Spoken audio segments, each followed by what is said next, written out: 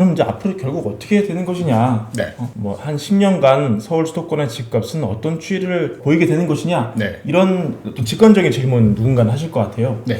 정리해서 좀 말씀해 주신다면 어떻게 될까요? 정리한다면 이제 서울 수도권 시장은 하락으로 가는데 하락 기간은 생각보다 길다. 길다라는 거죠. 그냥 하락만 하는 기간은 한 5년 정도. 5년 정도 보시고 그다음에 앞뒤로 정체기가 약간씩 있어요. 정체기. 지금도 이제 정체기잖아요. 네. 이게 1년에서 2년. 사실 뭐 1년 딱 잡고 이런 시장 상황은 없습니다. 항상 그럼요. 이제 러프하게 1년 내지 2년. 그다음에 밑에서도 1년 내지 2년 정도 안정기가 있어요. 그러면은 이제 매수 시점 같은 경우는 이 구간을 다 더한 시점이 이제 매수 구간이 되는 거예요. 그래서 하락 기간은 말씀하신 대로 한 2027년이나 8년쯤 이제 끝나는데 그 뒤에 안정기가 1, 2년 있잖아요. 그러면 이제 사자마자 오르는 타이밍은 한 2030년 정도로 보는 거죠. 그때는 그러면 뭐 지금이랑 규제를 바라보는 어떤 시선도 많이 달라져 있겠네요. 그때 많이 풀려 있겠네요. 다 풀려있죠. 제가 장담하는데 아마 다 풀려있을 거예요. 그러면 풀려있는 정도가 아니고 세제 혜택이 나오는 상황이에요. 세제 혜택. 이게 옛날로 돌아가 보면 양도세 면제. 규제가 없어지는 거는 일반 과세로 되는 거잖아요. 일반 과세라는 거는 양도 차익이 생기면 우리가 양도세 구간에서 네. 뭐 1%부터 한 40 몇 프로까지는 일반 과세라는 구간이 있는 거예요. 근데 이 하락 구간을 거치게 되잖아요. 그러면 양도세 면제가 생겨요. 뭐 전체가 생길 수도 있고 아니면 일부 특히 미분양 아파트 같은 경우는 거의 100% 생길 겁니다. 그래서 양도세 면제 이런 물건을 살 때는 5년간 한시적으로 양도세 면제를 해준다. 뭐 이런 게 있을 수 있고 심하게 되면 취득세도 면제가 됩니다. 그런 적이 있었습니까? 있었습니다. 예. 네. 취득세 면제. 그다음에 기본적으로 뭐 중도금 대출 무이자는 뭐 거의 그냥 이거는 하락 구간으로 좀 넘어가기만 하면은 이제 대출 규제는 다 풀어지고요. 거의 한 70% 이상 나오게 되고 이자 같은 거 다 면제시켜주고 이런 상황이 이제 생기는 거죠. 그러면은 그때는 다주택자 규제도 많이 없어져 있겠네요. 없죠. 양도세 면제가 생기는데 다주택자 규제는 있을 수가 없죠. 그러면 사실 그 지금 청약 점수를 열심히 쌓으시는 분들은 청약 점수를 쌓을 필요가 없을 수도 있겠습니다. 저는 사실은 그래서 청약을 어차피 이거는 이제 그 저축도 이제 되잖아요. 네. 그래서 그냥 청약 통장 하나 넣어서 저축 그냥 한다 생각하고 넣어놓기만 하고 여기다 신경 쓰지 마라. 이렇게 해요. 저는 이제 이게 문제가 뭐냐면 하락 기간 돼서 이제 사야 될 때 있잖아요. 네. 사야 될 때 만약에 청약 점수가 60점대를 넘어가요.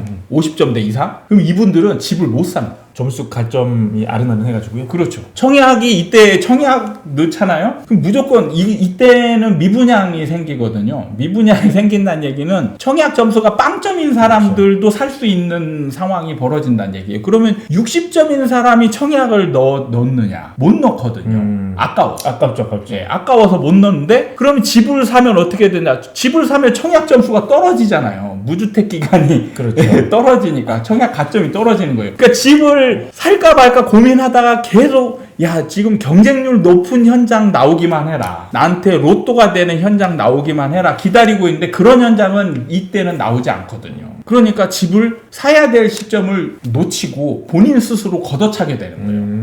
계속. 그래서 청약 점수 관리를 하면 이런 딜레마에 빠지게 돼요. 그래서 저는 공부를 하는 사람들한테는 청약 점수 관리를 하지 마라. 미계약분으로 쏟아져 나온다. 그렇죠. 네. 그래서 사야 될 때 바닥에서 사야 이제 가장 많은 수익을 거둘 수 있는데 이게 청약 점수가 높은 사람들은 한참 위. 예. 그러니까 이제 과거로 돌아가면 2019년, 20년 이 정도의 구간에서 이제 청약을 넣어야 되는 그런 상황이 벌어지는 거예요.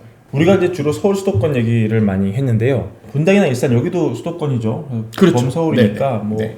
여기도 조금 전망을 해보고요. 더 나가서 사실 지방 부동산 시장이 서울 수도권 사이클이랑 반드시 같이 가지가 않더라고요. 네, 맞습니다. 이런 지방 부동산 얘기도 조금 제너럴하게 네. 해주시면 네. 부탁드릴게요. 지방 부동산 같은 경우는 사실은 거의 5대 광역시 이런 데들은 그 부동산 열기가 너무 과열되어 가지고 거의 서울 수도권 시장하고 사이클이 비슷해졌어요. 사실은 지금 광역시급을 들어가는 거는 좀 위험한 리스크가 있는 구간이다. 대신 이제 중소도시들은 좀 사이클이 완전히 다른 구간에 있는 도시들이 있어요. 구체적으로 언급하기는 어렵습니다. 여기에서 이런 구간이 있으니까 좀 공부가 되신 분들은 하락기 때에 현금 들고 있으라면 굉장히 힘들거든요. 이럴 때 이제 이런 중소도시들을 적은 금액으로 좀 일부 투자를 하시는 것도 나쁘진 않다. 사실 일기 신도시에 대한 관심들이 꽤 많을 걸로 예상이 되는데, 일기 신도시 같은 경우 이제 재건축 이슈가 있잖아요. 일기 신도시는 재건축이 좀 힘든 도시예요. 왜냐면은 지금 서울 수도권에서 재건축이 활발하게 진행되는 데는 대부분 주공 아파트 5층짜리, 그게 뭐냐면 대지 지분이 이제 많기 때문에. 네. 근데 일기 신도시 같은 경우는 대부분 다 이제 15층 이상이란 말이에요. 15층 이상 같은 경우는 대지 지분이 이제 굉장히 작죠. 대지 지분이 작다는 얘기는 뭐냐면 조합원 입장에서 추가 부담금이 많이 나올 수 있다는 얘기예요. 그래서 수익성이 현저히 떨어지는 거죠. 그래서 지금 나오는 얘기가 이제 용적률을 상향시켜준다. 네.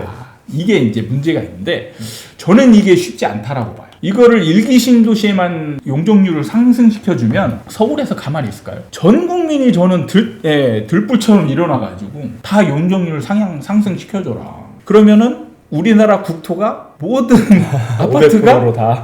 솟구치는 마철루처럼 그냥 완전 솟구치는 아파트들만 생기는 거예요. 그럼 도시 미관이나 뭐 이런 것들이 지금 계획해놨던 이런 것들이 다 무너지게 된다는 얘기죠. 어느 한 지역만을 위해서 이런 제도를 바꾸는 거는 정말 쉽지 않다. 시켜주잖아요. 그럼 이 도시는 상승할 거라. 네. 그러면 정부 입장에서는 이 도시를 상승시켜주기 위해서 이 제도를 쓰는 게 아니죠. 그렇죠. 원래 목적은 뭐냐? 재건축을 활성화해서 공급을 늘려가지고 시장 안정화를 위해서 하는 건데, 사실은 이게 순서가 바뀌게 되는 거죠. 공급을 늘리려고 재건축을 풀어줬더니 시장이 상승해버려요. 그러게요. 그리고 공급 효과는 나중에 나타나는 거죠.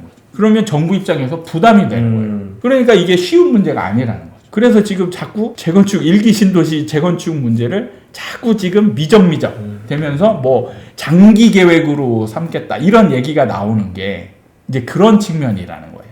방금 전에 이제 네. 그 지방 어느 도시는 서울과 사이클이 달라서 지금 들어가도 괜찮을 수 있는데 네. 어디라고 언급하기엔 조금 부담스럽다 이렇게 말씀하셨거든요. 네. 언급은 좀 부담스러우시지만 그런 도시와 아파트를 골라낼 수 있는 노하우, 네. 요건 좀 소개를 해주셔도 괜찮을 것 같아요. 사실은 이때 가장 중요한 변수는요, 전세입니다. 두 가지를 봐야 될 게 전세가율과 전세의 시장의 이제 흐름이죠. 그래서 이제 전세가율이 좀 높고 전세가가 올라가고 있는 이런 상황이면 매수를 해도 괜찮은. 그래서 이제 서울 수도권 시장도 나중에 보시면 떨어지면 산다라고 마음먹고 있는 분들 진짜 많을 거예요. 근데 제가 장담하는데 못 삽니다. 매매 시장은 완전 침체되어 있어요. 그때 되면. 그래서 매매를 해봤자 올라갈 것 같지 않은 그런 분위기라는 거예요. 근데 그때의 전세 상황을 면밀히 정말 주의 깊게 보셔야 매수 타이밍을 잡을 수가 있어요. 근데 지방 부동산 이제 전세가율이 높은 거는 이제 한 시점에서 딱 보면 나오니까요. 네. 쉽게 판별할 수 있는데 전세가 오르는 추이 이거는 네. 이제 임대차법 때문에 일시적으로 급등을 다 했단 말이죠. 네. 그래서 이게 이것 때문에 오른 건지 아니면 완만히 오른 추세인지를 일반인 분들은 구별을 못 하실 것 같아요. 예. 이건 어떻게 좀 다른 말을 타야 됩니까? 사실은 그거는 이제 공부를 많이 하셔야 되는데 간단한 어떤 지표로 말씀드리기는 굉장히 어려워요. 이제 사실은 여기서 중요한 지표로 이제 매물 개수나 이런 거 이제 변화를 보시면 좀 쉽게 알 수 있는 측면인데 개수가 이게 다는 아닌 거예요. 다는 아니에요. 네. 그러니까 매물 개수 같은 경우는 사실은 어느 순간에 줄었다가 늘기도 하고 막 이렇게 변하거든요. 그럼 줄어드는 순간이라면 이제 올라가겠구나 해서 봤는데 나중에 또 매물이 막 늘어요. 그러면 떨어지겠구나. 이게 이 상황이 막 순식간에 바뀌어 버린단 말이죠. 근데 가격은 그렇게 변하지 않거든요. 그러니까 매물 개수만 보면 시장 파악을 제대로 하기는 어려워요. 그래서 이제 관심 있는 지역에 뭐 아파트들을 여러 개 찍어 놓고 계속 이제 그래프를 지켜봐야 되는 거죠. 추이가 보시면 느낌이 와요. 그냥 그래프가 우상향으로 이렇게 쭉 그려져 있어요. 실거래가를 보면 쭉 우상향으로 그려져 있고 그런 상황에 이제 매물은 좀 줄어드는 경향 이런 것들이 이제 같이 있어야 전세가가 좀 올라간다. 이렇게 이제 보시면 되는 거죠. 전세가율 투자하기 적당한 뭐 퍼센트 이런 것도 있습니다. 사실은 그런 거는 뭐 정해져 있는 건 없고요. 그 과거 사례나 이런 걸 봐서 아파트별로 일정 비율이 이제 최고치인 경우들이 있거든요. 그럼 그런 지점에 도달하면 아 이런 구간은 매수 타이밍이구나 이렇게 이제 판단하시면 되는 거예요. 그냥 무조건 일률적으로 뭐 80%다, 90%다 이렇게 하는 것보다 이 아파트 같은 경우는 전세가율을 보니까 한 90%까지 찍었더라. 그 다음부터 이렇게 서서히 올라가더라. 이런 데이터가 있으면 아 이 정도 되면 이 아파트는 한 90% 정도를 기준으로 삼으면 되겠구나. 근데 이 아파트는 보니까 한 75% 정도 찍고 그냥 같이 올라가더라. 그러면 이럴 때는 이 아파트 같은 경우는 한 75%선 이렇게 잡으면 되는 거죠. 그렇다면 순수 투자 관점에서만 보자면 지금 서울 집을 팔아서 지방에 전세 끼고 집을 사는 전략은 괜찮을 수도 있겠네요. 그렇죠. 많이 추천하십니까, 소장님들? 많이 추천하는 편이죠. 실행에 옮긴 분들 좀 계시나요? 그렇죠. 그런 분들은 저 어느 지역에 주로? 그 얘기는 그렇습니다. 안 하겠습니다. 네. 알겠습니다. 정말 이제 많은 혼란을 겪고 있지 않습니까? 이 참여자 분들이. 게다가 또 정권이 바뀌고 부동산 규제를 바라보는 시선도 완전히 달라져가지고 더 많은 혼란을 느끼실 것 같아요. 네네. 종합적으로 행동 요령 조금 부탁드립니다. 일단 규제를 바라보는 측면은 정부만 잘 이해하시면 된다. 네, 정부가 뭘 바라고 하느냐. 그걸 바라보면 상승작용을 할까 하락작용을 할까 이런 거를 이제 판단하기 어려울 때 그거를 잘 이해하면은 충분히 이제 이해하기 쉽다 이렇게 측면이 보고요. 그 다음에 저는 좀 부동산 공부를 좀 많이 하셨으면 좋겠다. 어떻게 해야 돼요, 공부를? 너무 어려워요, 공부. 제가 있는 것도 아니고. 봐도 사실은 좀 어려울 거는 같아요. 사실 제가 기준으로 삼을 만한 것들이 없어가지고 저는 혼자 이제 독학으로 이제 이렇게 올라온 측면이 있는데 사실은 이제 제 책이나 교과서 이현철 교과서를 이렇게 읽으시면 좋고 정석처럼 보면 네, 저는 이제 여기서 그 가장 주의해야 될 점이 이제 우리나라는 지역 분석 개념이 가장 많이 공부로 자리 잡았거든요. 근데 저는 이걸 쫓아가시면 안 된다. 뭐 예를 들면 삼성전자 같은 경우 정말 좋은 주식이잖아요. 이게 언제 사느냐에 따라서 수익 구간이 완전히 달라진단 말이죠. 지금 뭐 9만 원대에 사가지고 완전히 물려 있는 분들도 있을 테고 삼성전자 좋다라고 하면은 언제 사든 돈을 버냐 이건 아니라는 거죠. 그렇죠. 그러니까 부동산도 마찬가지거든요. 지역 분석을 하면 강남이 최고인지는 누구나 다 알아요. 강남이 최고인데 강남을 언제 사느냐에 따라서 수익 구간도 완전히 달라지고 오히려 손해볼 수도 있다라는 거죠. 지역 분석을 하는 사람들은 강남이 최고니까 강남 최고는 절대 안 떨어진다. 이렇게 생각하는 연관 짓는 분들이 굉장히 많다는 얘기예요. 지역 분석의 이제 함정입니다. 이게 그런 오류가 발생할 수 있기 때문에 사이클에 관한 공부를 하시는 게 저는 가장 중요한 부분이다. 강남도 지금 추세면은 많게 떨어지면 몇 퍼센트까지 떨어질 수가 있다고 좀 보실까요? 그러니까 과거 사례로 보면 40% 이상 떨어졌거든요. 근데 저는 뭐 이번 장에서도 크게 다를 바 없다. 왜냐하면 이제 우리나라는 전세가 이제 하방 지지선 역할을 하거든요. 근데 지금 전세가율로 보면 40% 떨어질 수가 없어요. 근데 제가 이제 예상하는 거는 하락 시점이 되면 전세가도 일정 정도 처음에 하락을 할 것이다. 그러면은 지지선이 좀 낮아지는 거죠. 그럼 떨어질 폭이 충분히 생기는 거예요. 그러면은 한 40% 구간까지는 충분히 떨어지지 않을까 이렇게 예상을 하고 있습니다. 언제 들어도 굉장히 큰 관점에서 얘기를 해주셔가지고 네. 많은 분들이 감동적으로 또 강의를 들을 것 같습니다. 네. 그렇죠? 네. 네. 우리 다음 기회에 우리 선생님 모시고 또 다른 얘기 나눠보고요. 오늘은 인터뷰 여기서 마무리하도록 하겠습니다. 네. 감사합니다. 감사합니다. 주택 마련 주식 대박 매불이 하나면 오케이입니다. 매불이 구독 누르시면 부자 됩니다. 좋아요 누르시면 더 부자 됩니다.